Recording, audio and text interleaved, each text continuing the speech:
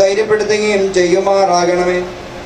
ഇവരുടെ കണ്ണുകളിൽ നിന്ന് കണ്ണുനീരിനെയും ഇവരുടെ ഹൃദയങ്ങളിൽ നിന്ന് അതിവേദനകളെയും നീക്കിക്കളയണമേ. ആകുലചിന്തയില്ലാത്ത സമാധാനം കൊണ്ട് ഇവരെ സമാധാനപ്പെടുത്തണമേ. ആശ്വാസമില്ലാത്ത മനോവ്യസനത്തിൽ നിന്ന് ഇവരെ വിടുവിക്കണമേ. തീരാത്ത ദുഃഖത്തിൽ വീഴാതിരിപ്പാൻ ദൈവികമായ നിന്റെ പ്രത്യാശ കൊണ്ട് ഇവരുടെ ഹൃദയങ്ങളെ താങ്ങണമേ. നിന്റെ ശക്തിയുള്ള വലം കൈകൊണ്ട് വിശുദ്ധന്മാരുടെ പൂർണ്ണതയിലേക്ക് ഇവരെ നടത്തണമേ. പ്രത്യാശയില്ലാത്തവരെ പോലെ ദുഃഖിച്ച് നിരാശപ്പെടാതെ നിന്നിലുള്ള വിശ്വാസവും ആശ്രയം കൊണ്ട് ഇവർ ആശ്വാസവും സമാധാനവും പ്രാപിക്കുമാറാകണമേ. ആത്മീയവും ലൗകികവുമായ സകല അനുഗ്രഹങ്ങൾ കൊണ്ട് ഇവരെ സന്തുഷ്ടിയുള്ളവരാക്കണമേ. കർത്താവ് തന്നു, കർത്താവ് എടുത്തു, കർത്താവിന്റെ നാമം വാഴ്ത്തപ്പെടുമാറാകട്ടെ എന്ന് ചൊല്ലി നീതിമാനായ യോബിനെ പോലെ നിനക്ക് സ്തോത്രം ചെയ്യുവാൻ ഇവരെ ശക്തിപ്പെടുത്തണമേ. കർത്താവേ, ഞങ്ങളുടെ അവസാനത്തെ നീ അറിയുന്നത് കൊണ്ട് ഞങ്ങളുടെ ജീവന് നീ അവസാനം വരുത്തുമ്പോൾ ഈ ലോകത്തിൽ നിന്നുമുള്ള പുറപ്പാടിനെ ഒരുക്കമുള്ളവരും കാത്തിരിക്കുന്നവരുമായി ഞങ്ങൾ കാണപ്പെടുമാറാകണമേ. നിന്റെ സിംഹാസനത്തിന് മുൻപാകെയുള്ള ശ്രേഷ്ഠമായ നില ഞങ്ങൾക്ക് ദാനം ചെയ്യണമേ. അറുതിയില്ലാത്ത മനുഷ്യ സ്നേഹത്താൽ ഞങ്ങളെ എല്ലാവരെയും ഓർത്തുകൊള്ളണമേ. നിന്റെ പരിശുദ്ധന്മാരുടെ കൂട്ടത്തിൽ നിനക്കും ഏകപുത്രനും പരിശുദ്ധരോഗായിക്കും സ്തുതിയും സ്തോത്രവും കരയേറ്റുവാൻ ഞങ്ങൾ അർഹനായി തീരുകയും ചെയ്യുമാറാകണമേ.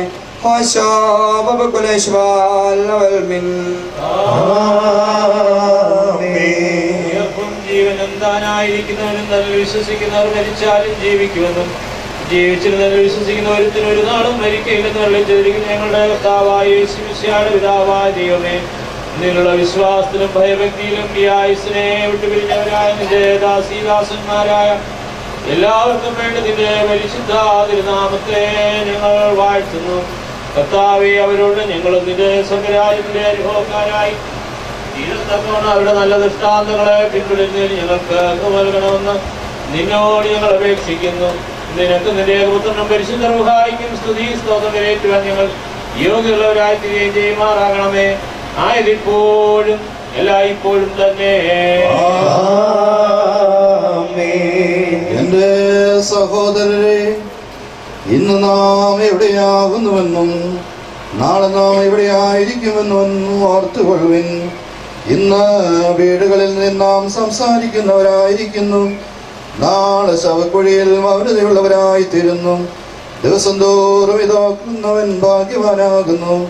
സഹോദരരെ, ധനവും സൗന്ദര്യവും ശ്രേഷ്ഠാധികാരവുമായ സകലവും അഴിഞ്ഞ് ഒന്നുമില്ലാത്തതുപോലെ മാഞ്ഞു പോകുന്നുവെന്ന് പ്രത്യേകം ഗ്രഹിച്ചുകൊള്ളുവിൻ. നീക്കം വരാത്ത അധികാരമുള്ളവൻ വാഴ്ത്തപ്പെട്ടവനാകുന്നു. ഓ മരിച്ചവരെ, പുനർജീവനടുത്തല്ലോ, ദുഃഖിക്കേണ്ട ദേഹനാശത്തിങ്കൽ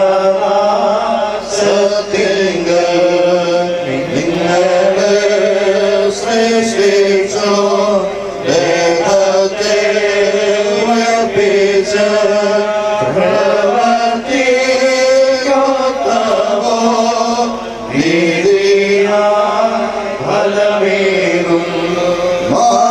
മാരിച്ചവരിടയിൽ നീ താഴ്ത്തപ്പെട്ടല്ലോ, പാതാളത്തിൽ നീ യാത്ര ചെയ്തല്ലോ. ആദാമേ, സദരേ നീ ഉയർപ്പിപ്പാനെത്തുമ്പോൾ നിന്നിൽ വിശ്വസിച്ചവരാ അടിയാരെ ഉയർപ്പിക്കാം. പൗലോസ്ലീഹ കൊരിന്ത്യർക്ക് എഴുതിയ ലേഖനം 15-ാം അധ്യായത്തിൽ നിന്നോ. പ്രിയന്മാരുടെ സ്തുതി.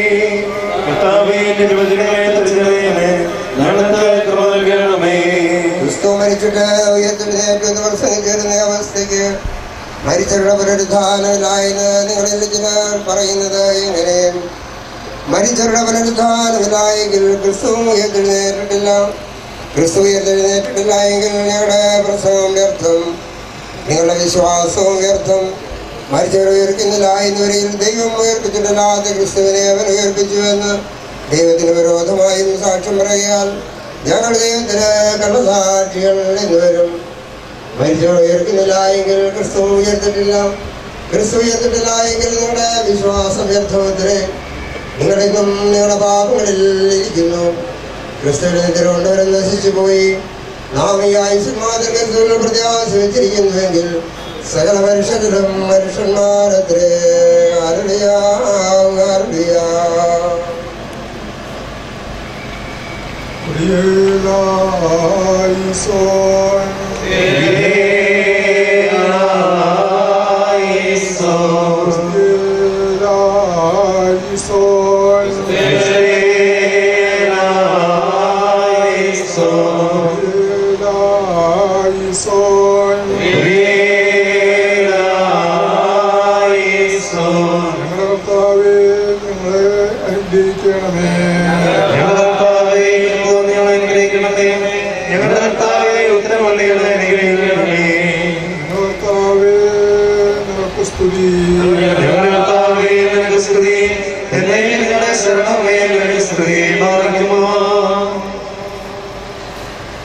ദൈവത്തിൻ്റെ വലിയ കൃപയാൽ നമുക്കൊക്കെ ഈ ഭൂമിയിൽ ജനിക്കുന്നതിന് ദൈവം മാതാപിതാക്കളെ തരുന്നു. ജനിക്കുന്നതിനൊരു ഭവനം ലഭിക്കുന്നു. വാത്സല്യനിധികളായ മാതാപിതാക്കളുടെ പരിചരണവും പ്രാർത്ഥനയും സ്നേഹവും കൊണ്ട് വളരുവാൻ ഒക്കെ നമുക്ക് സാധിക്കുന്നു. ഇത് ഈ പ്രിയ മാതാവ് ഈ പ്രദേശത്തിന് മുഴുവൻ ഒരു പ്രകാശമായി. ദീർഘവർഷങ്ങളായി ഈ കുടുംബവുമായി, പ്രത്യേകിച്ച് ഈ പ്രദേശത്തിന് വളരെ വിദൂരതയില്ലാതെ ജനിച്ചു വളർത്തപ്പെട്ട ഒരാളെന്ന തരത്തിൽ ഈ പ്രിയ പിതാവും മാതാവും ഈ പ്രദേശത്തിന് മുഴുവൻ, പ്രത്യേകിച്ച് യെരുശലേം മാർത്തോമ ഇടവകയ്ക്ക് ഒരു പ്രഭാപുരം വരുത്തി ധന്യമായ ജീവിതം കാഴ്ചവെച്ചു. 3 വർഷത്തിനപ്പുറം പ്രിയപ്പെട്ട സാന്നിയൊക്കെ അമേരിക്കയിൽ നിന്ന് വന്നപ്പോൾ ഇവിടെ ഒരു പ്രത്യേക പ്രാർത്ഥന നടന്നു. അന്ന് ഈ പ്രിയ മാതാവും പിതാവും കുടുംബജീവിതത്തിൽ 65 വർഷം പൂർത്തീകരിച്ചു. കുടുംബജീവിതത്തിൽ 65 വർഷം 3 വർഷം മുമ്പ്, ഏതാണ്ട് 3 വർഷത്തിൽ പൂർത്തീകരിക്കാൻ പറയുമ്പോൾ ഇപ്പോൾ 67 വർഷം കഴിഞ്ഞ് 68-ാം വർഷം. ഒരു മനുഷ്യൻ്റെ ആയുസ് പോലും ചിലപ്പോൾ ഈ ഇത്രയും 68 വയസ്സ് വരെ തന്നെ ജീവിക്കുക അസാധ്യമാണ്. യാതൊരു തരത്തിലുള്ള ഒരു പ്രതിസന്ധിയൊന്നുമില്ലാതെ അപ്പച്ചന് ഏറ്റവും അനുയോജ്യമായ അമ്മച്ചിക്ക് ഏറ്റവും അനുയോജ്യനായ അപ്പച്ചൻ, ചന്തയും വഴക്കവും ഒന്നുമില്ലാതെ വളരെ സന്തോഷമായി അന്ത്യശ്വാസം വരെയും ജീവിച്ചു. ദീർഘവർഷങ്ങൾ. അമേരിക്കക്കാരൊക്കെ ഇത് കേൾക്കുമ്പോൾ വലിയൊരു പ്രയാസം. 68 വർഷം ഒരുമിച്ച് ജീവിക്കുക എന്ന് പറയുന്നത് ഇമാജിൻ ചെയ്യാൻ പറ്റുന്ന കാര്യമാണ്. ഒരു കൊല്ലം പറ്റുന്നില്ല, പിന്നെ 68. അപ്പോൾ 68 വർഷം യാതൊരു പ്രയാസമില്ലാതെ സന്തോഷകരമായി. അതിന് ഏറ്റവും കാരണഹേതുവായത് ഒരു പ്രാർത്ഥനാ ജീവിതമാണ്. യേശു കർത്താവിൽ ആശ്രയിച്ച പ്രാർത്ഥനാപൂർവം ഈ പ്രദേശത്ത് ദൈവം അനുഗ്രഹിച്ച ഒരു കുടുംബമാണ്. മക്കളെ ദൈവം നൽകി. ആ മക്കളെല്ലാം ഈ അമ്മച്ചി പലതരത്തിൽ ഭാഗ്യവതിയാണ്. ഏറ്റവും കൊച്ചു പ്രായത്തിൽ 16, എൻ്റെ അറിവനുസരിച്ച് 16 വയസ്സായപ്പോൾ കഴിഞ്ഞപ്പം കുടുംബസ്ഥയായത്.